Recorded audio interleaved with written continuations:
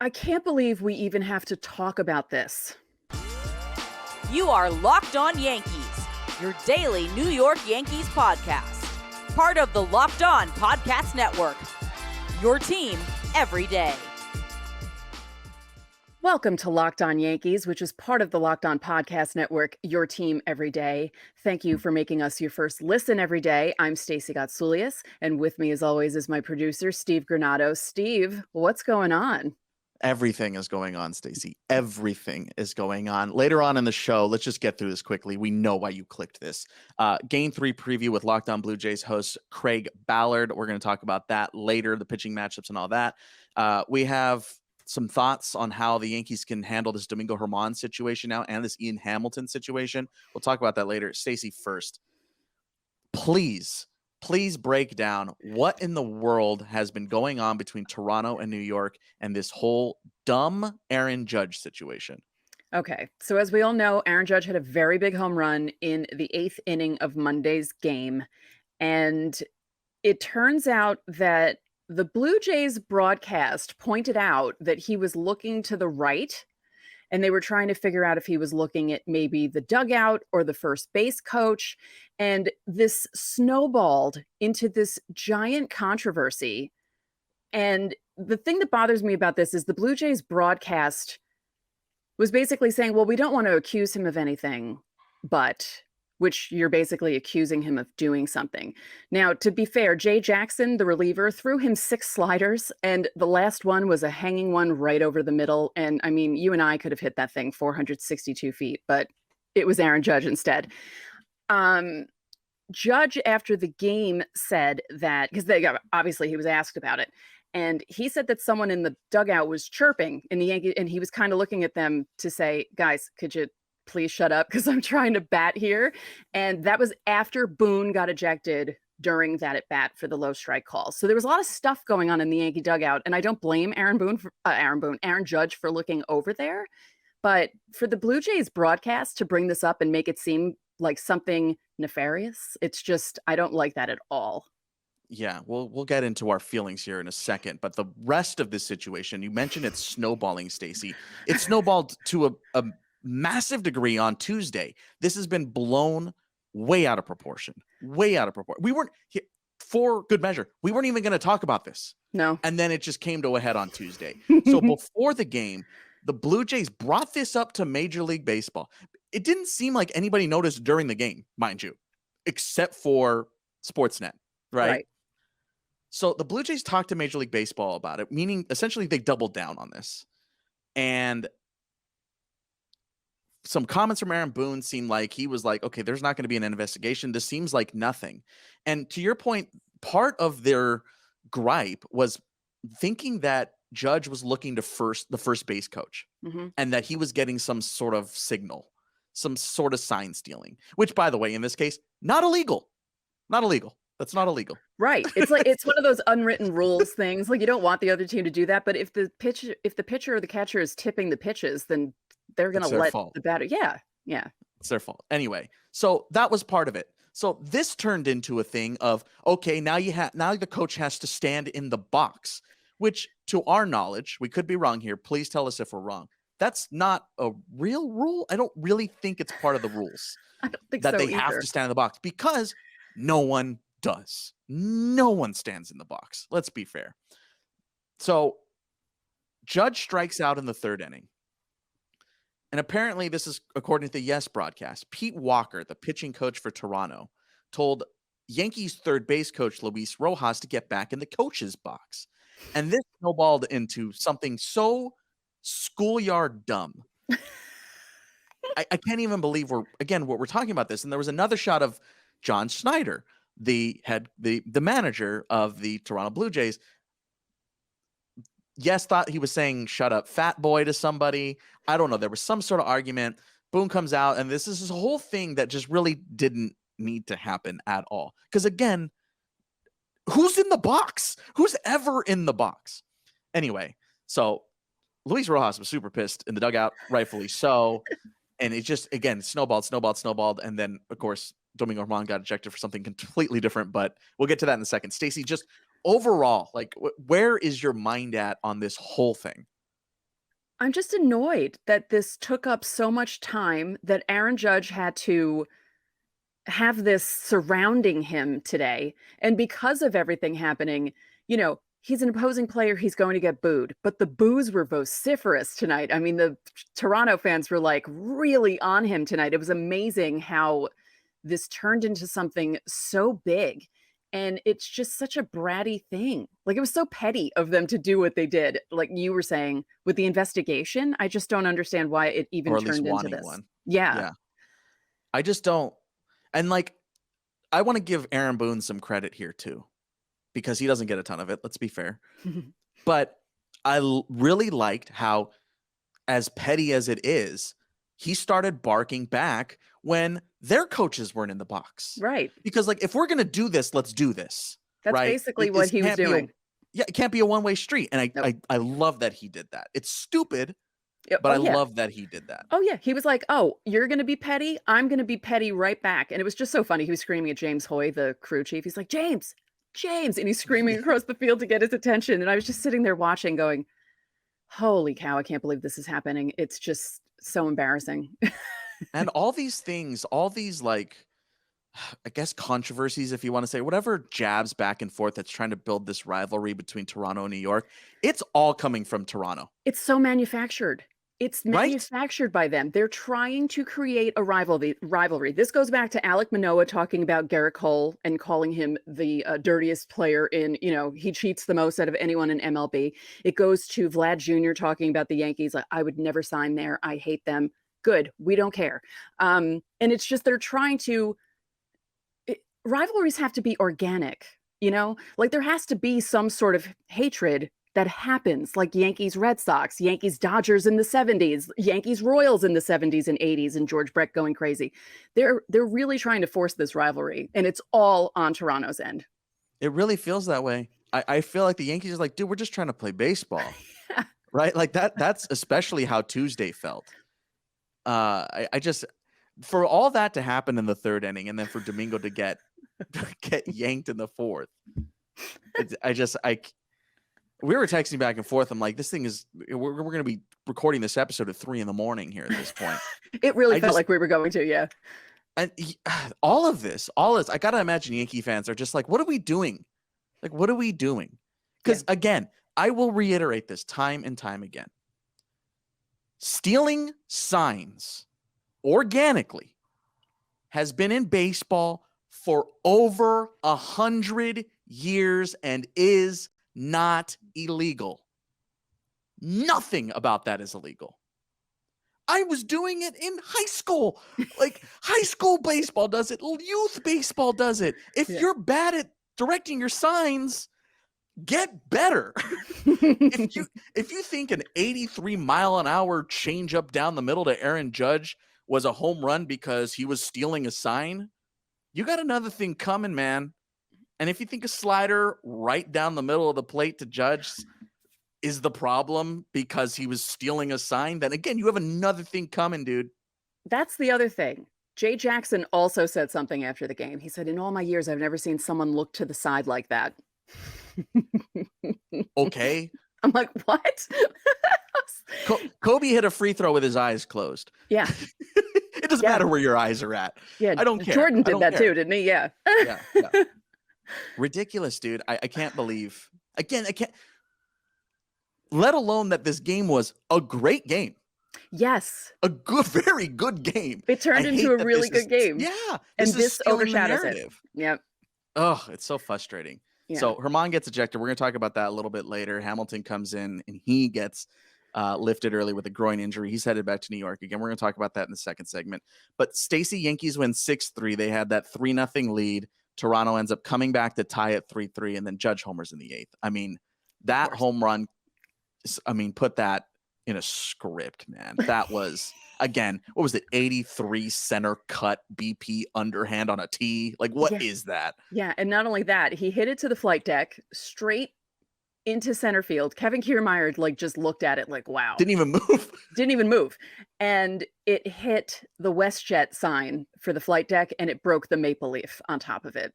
It broke the corner of the light of the maple leaf. So Aaron Judge broke a maple leaf. He trotted around the bases, slower than normal. He covered his eyes when he crossed home plate. He was kind of like, He was and feeling it. he's not that kind of player, but I'm so glad he did that because I know he was really angry about people saying what they were saying about him.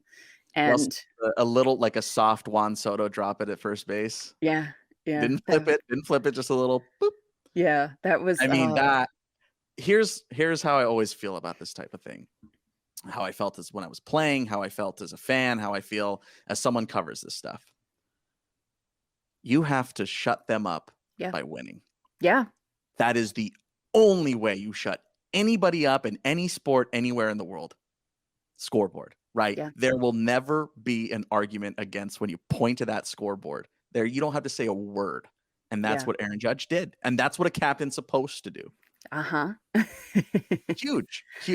Now, can I briefly just say for the game, what a job by IKF. Yeah. A lot of good performances in this game. Yeah. Glaber makes an error, but he also made a couple of nice plays. He came up with an RBI knock. He said IKF. There was a couple of mistakes on the field, but overall, I mean, Ryan Weber. And Webby picking up the win. Out of nowhere. Out of nowhere. Yeah. Lots to talk about still. Again, the Domingo Germán exit and what that means for the Yankees rotation. We're going to talk about that in a second. Let us know how you're feeling about this. I know you have a lot of feelings about this. And by the way, if you're here for the first time, hit subscribe. We do this 5 times a week, Monday through Friday. You can drop your questions and be a part of our Friday shows, by the way, in our comment sections while you're down there. We answer fan mail questions on Friday, every Friday here on Locked On Yankees. You can catch Game 3 of this series. Yes, Game 3 of 4. There's still 2 more of these things. You can listen to it on Sirius XM tonight. See what John and Susan have to say about this thing. 7:07 first pitch. Coming up, let's talk about Domingo Germán.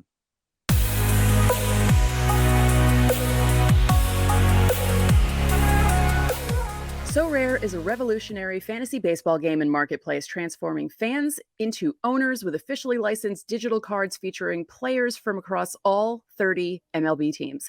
Unlike other fantasy baseball platforms, So Rare managers truly own their fantasy experience, collecting, buying, selling, and competing with player cards against global opponents to win epic rewards. Win or lose, you still own your cards and there's no cost to play.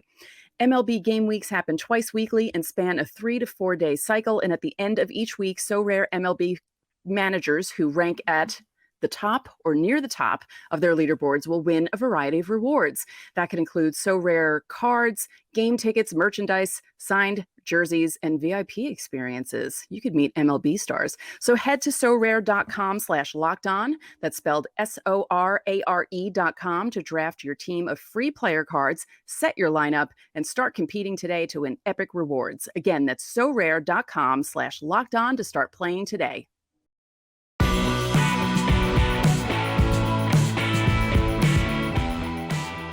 Back on Locked On Yankees. Hey, thanks for making us your first listen to the everydayers out there. Coming up on Wednesday, we have some injury updates for you.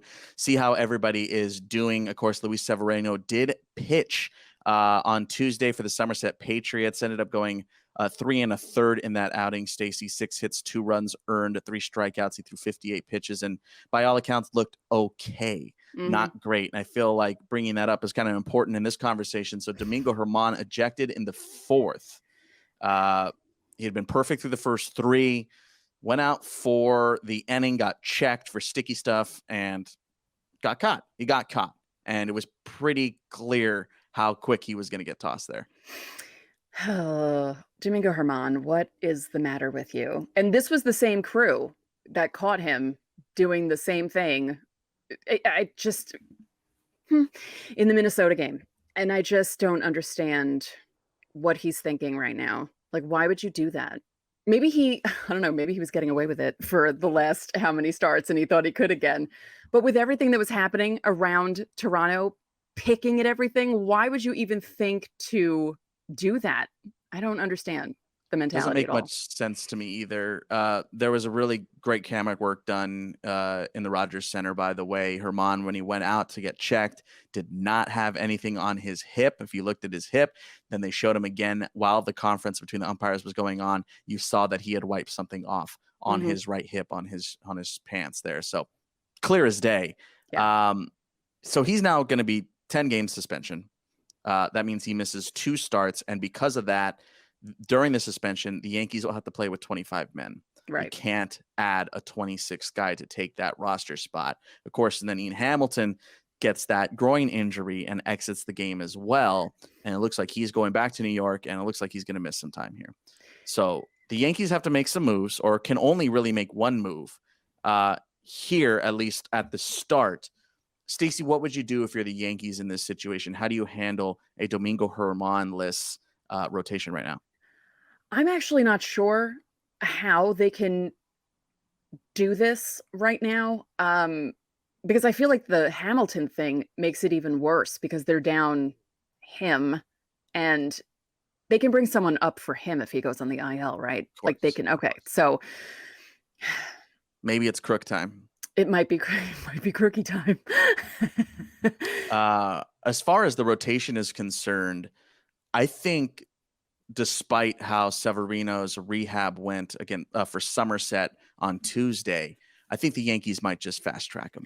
I think so too. I was going to say it, but I don't know. I think they might.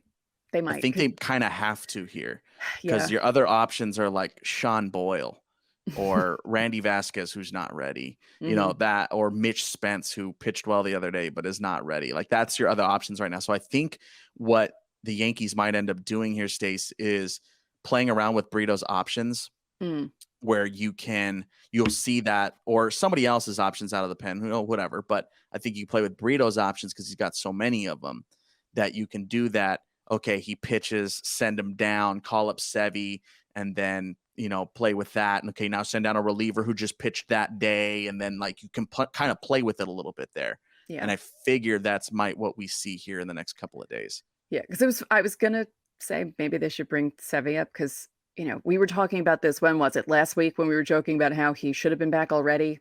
Yeah. Well, a couple weeks ago. Yeah. Yeah. A month ago. Yeah. I think that's what they end up doing here. And it kind of weirdly works out that Sevy pitched today and would be on the same rest time as Domingo would be. Yeah, actually, that's kind of perfect. And maybe that's what they do, because I know people want to look at the rehab start and kind of break it down and think, oh no, he did this and he gave this up and he did this. For me, for Sevy, I just want to make sure he makes it through the rehab start and doesn't hurt anything. Yeah, he threw just shy of 60 pitches, which was the plan. By multiple reports, it seemed like he was giving up a lot of hard contact on Tuesday night, which is obviously not encouraging, and then had to exit midway through the fourth there. But yeah, I think the Yankees don't really have much of another choice, honestly. No. It's kind of Sevy or bust right now. This Domingo thing is really throwing it for a loop. As far as Hamilton is concerned, I mean, fingers crossed, because he has pitched so well this season, and the Yankees need him. The Yankees just flat out need him now. Yeah, and you could see something was off that one pitch, and I was worried. I saw that he wasn't doing anything with his arm, so I couldn't tell what was wrong. But when I saw the trainer come out, I thought, oh my God, again, like what is going on with this game? But it felt like the longest game ever because of everything that happened today. It was insane. And it was so much. I mean, too much for a 30-minute show. Just so you're aware too, Tommy Kahnle, we're going to talk about this a little bit more tomorrow, but he's not an option.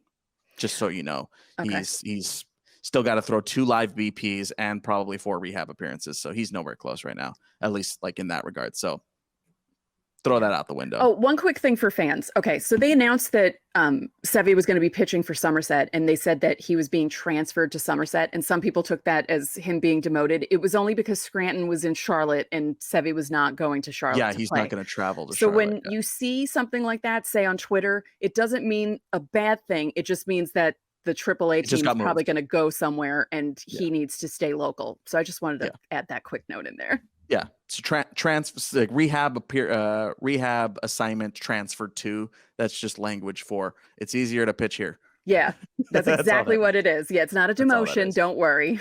Yeah. If you ever need anything cleared up like that, by the way, you can always drop questions like that in our comment section. We answer those questions on Friday, so make sure to get your questions in. We know a little bit about the business of baseball at this point, Stacey. So if you ever have any questions like that, make sure to leave them in our YouTube comments. And again, we will answer them on Fridays. Don't forget to catch Game 3 against Toronto on Sirius XM tonight. And when we come back, we will be previewing that game.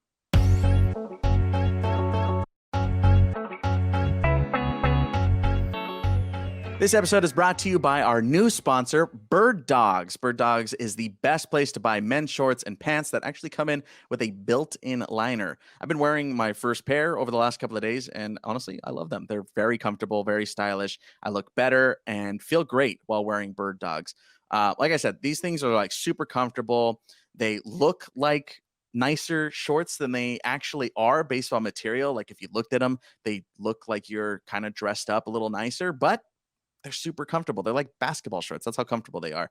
They're versatile, and they're actually cheaper than other reputable brands. And of course, Locked On Yankees listeners have the opportunity to get some free stuff when you place an order at birddogs.com. They have tons of different styles there and different fits that you can choose from. You'll definitely find the right fit for you. Go to birddogs.com/LockedOnMLB. And when you enter promo code LockedOnMLB, they'll throw in a free custom Bird Dogs Yeti style tumbler with every single order. I just got mine the other day and I loved it. I actually used it for my coffee this morning. So you can go to birddogs.com/LockedOnMLB and enter promo code LockedOnMLB.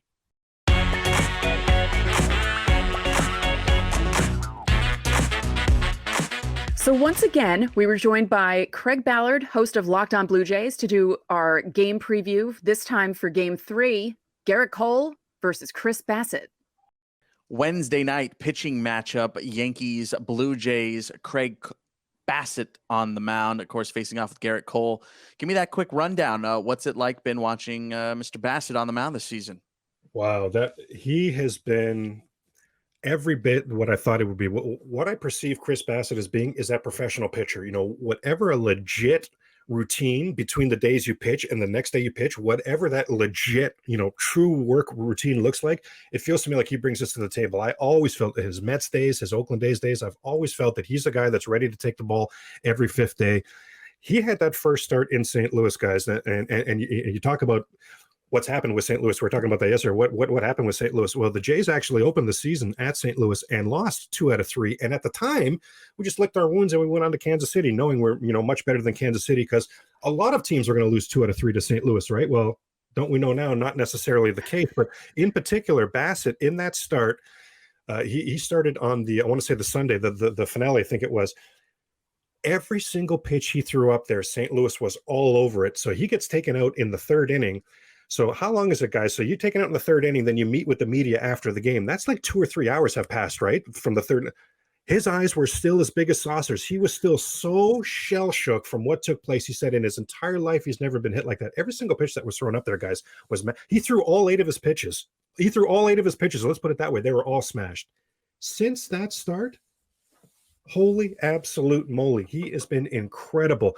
No one is getting hits off this guy. Walks have been an issue. For having an open, honest conversation, walks have been an issue. And he's getting a share of strikeouts. And especially over his last 4 starts, the only game the Jays have even lost was a Sunday, a couple Sundays ago to the Mariners, where the Blue Jays blew a 8-4 lead late. So it wasn't even Bassit's, involved in them losing that game. He has been red hot, guys, and the Toronto Blue Jays with Bassit on the mound has been red hot. This guy threw a complete game shutout back on. Who the heck throws complete game shutouts these days? He threw a complete game shutout against the Atlanta Braves on Friday night. Yeah, that's no joke. I mean, Gerrit Cole, he's up there. But Stacey, last couple of outings, like for Gerrit Cole, May has been very different than it was in April. Okay, maybe I shouldn't say very different, but it's been different. Cole in May, Stacey, 3 starts, 5.06 ERA. He surrendered 4 home runs. He went his first 7 starts without allowing a long ball, which was miraculous and amazing to watch. And Gerrit Cole in April, we were already saying, just give him the Cy Young now. One more quick one before I let you take it, Stace. First 6 starts, 8 walks for Cole. Last 3 starts, 7. He pitched fairly well against Toronto, but not Gerrit Cole-esque. And since then, it's kind of been a little, I wouldn't say rocky, maybe Gerrit Cole rocky. Maybe we can trademark that. Yeah. Like another pitcher would be fine with how he pitched against Tampa this past weekend. I feel like this is my fault because I mentioned how, hey, he hasn't given up a home run in 51 innings. You did. You did. Well, no, but Stacey, you were doing that like after 2 or 3 starts. So that's true. Don't put it all on you. I'll put a lot of things on you, but not this one. Okay, so it's not my fault.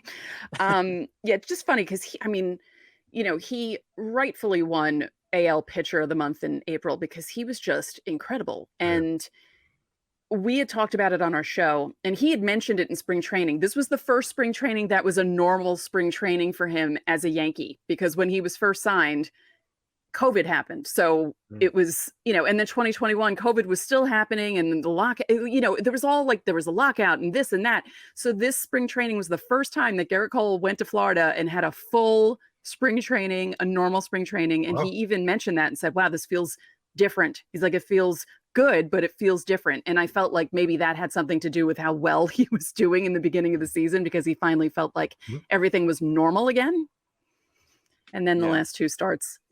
Yeah, last couple have been a little bit, again, Gerrit Cole rough. Yeah, he got blown up that first time against Tampa Bay.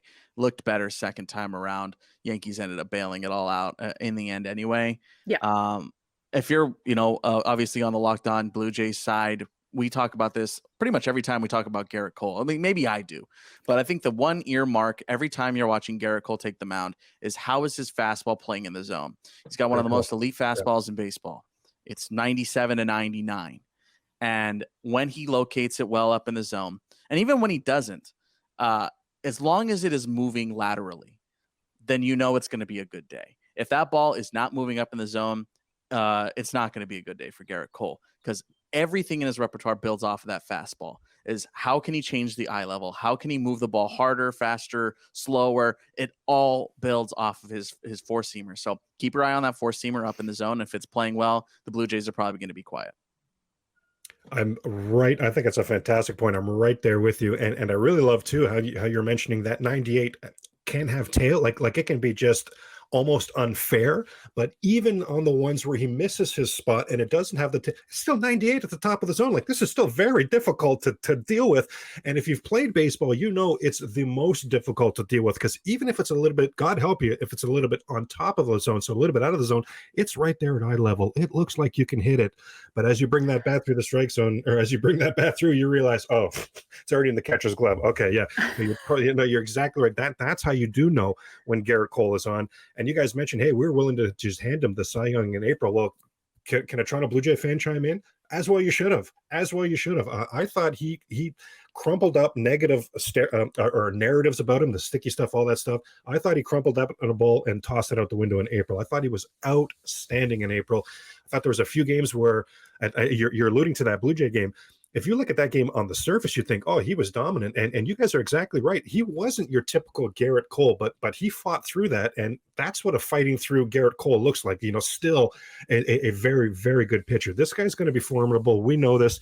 I'm stunned in looking into this, guys. I was stunned to see this is only Cole's third start ever at Rogers Center. I feel like he's been around for so long. I feel like there'd be a lot more than that. One thing that I do think is significant to mention, guys, is this Toronto Blue Jay lineup is feast or famine against Gerrit Cole. We know Vladdy's done well against him. George Springer, Whit Merrifield, either catcher, Jansen or Kirk, has done well against him. So many others, my goodness. How about Bo Bichette? Hitting machine. Led the league in hits 2 years in a row. Probably going to lead them again this season, right? 6 for 33 against Gerrit Cole.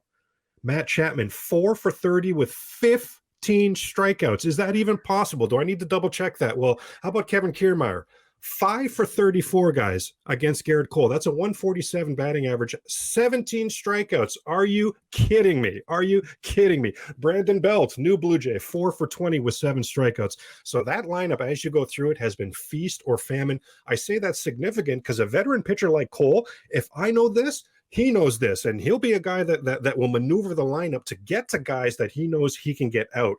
Thanks again to Craig Ballard for joining us here on this Locked On crossover. He will be here for tomorrow's game as well. So tons of great knowledge from him, and it's really nice to chat with a different voice. So make sure to check out Locked On Blue Jays if you are interested. I'm sure his episode today was interesting as well, so I'm sure you should go check that out.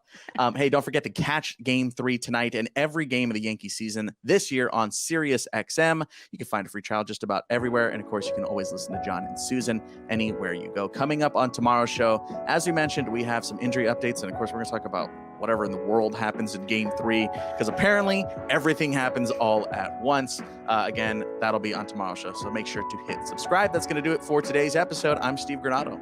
And I'm Stacey Gotsoulias. We'll see you tomorrow.